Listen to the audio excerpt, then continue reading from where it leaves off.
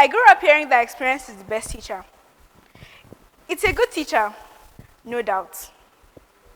But growing up, and even I found out that mistakes are often even better.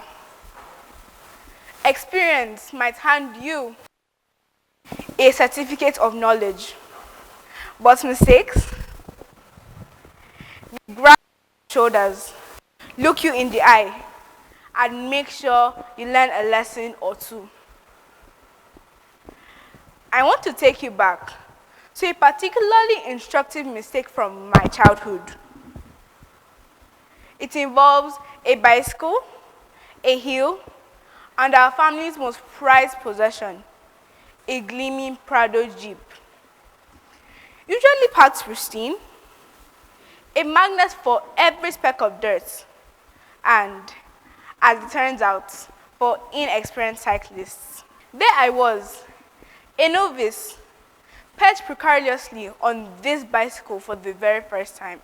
My older sister, bless her heart, decided to be the instructor for the day. My other siblings, the pit crew, they were highly attentive, clearly anticipating some prime entertainment, and I, the suspect, highly amused. My sister's brilliant idea was to start me on downhill slope. Easier, she thought. What she didn't factor in was my complete lack of balance, steering ability, or even basic safety gear. No helmet, no knee pads. Nothing at all. Just a flimsy water bottle holder that, true to form, was already broken. So I began to pedal. Then, phew! Off I went downhill.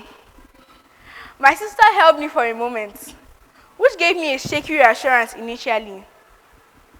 Then, with an overly confident, "You got this," she let go.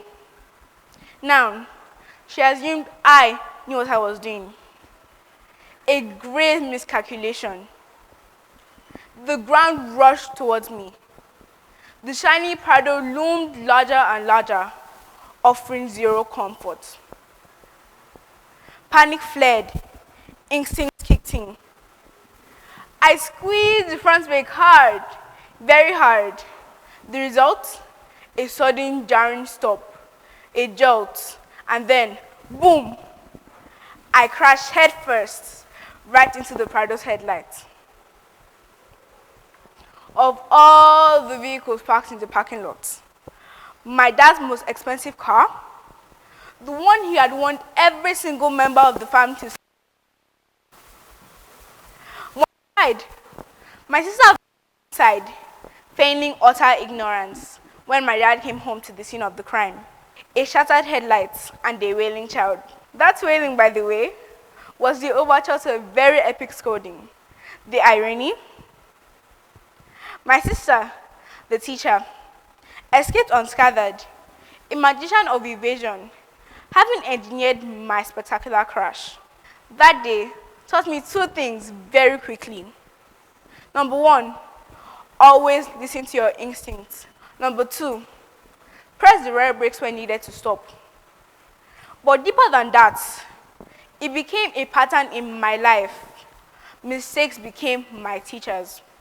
I have over time come to realize that while attempting to start any difficult challenge, I go ahead, knowing it might be something I had not done before. I stopped to ask for proper coaching and guidance and explore or practice. It's a safe space where there is no danger to anyone or even to me.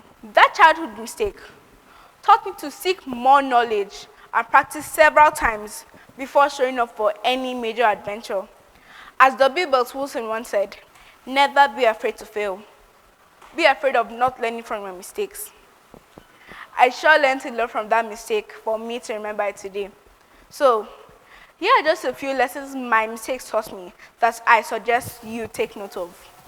Number one, trust carefully. Confidence isn't always correctness. Even though my older sister is older than I am, she couldn't handle the situation when I was staggering down the hill facing my father's car. I am certain that if my dad was the one teaching me, he would certainly not have taken me up the hill to teach me how to ride a bicycle. He would probably have added training wheels. So I say, be careful to find out the level of experience and expertise in whoever is training you. Secondly, good intentions aren't enough. Before exploring to go up or down a hill in life, which will take a lot of practice, training, and retraining, ensure you put in the work. Start small, taking short distances before zooming off when your coach assures you you've passed all the screening tests. Thirdly, failure isn't the end. It shouldn't be. Even though I crashed into my father's most prized car, it didn't stop him from getting a training wheel and finding a safer space for me to master my balance. Now, I can ride with my eyes closed. Just kidding.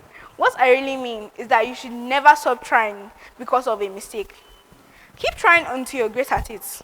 Next, the small things matter. Celebrate your little wins while picking yourself up to try again. Encourage yourself that you weren't the same person at the beginning of your pursuit.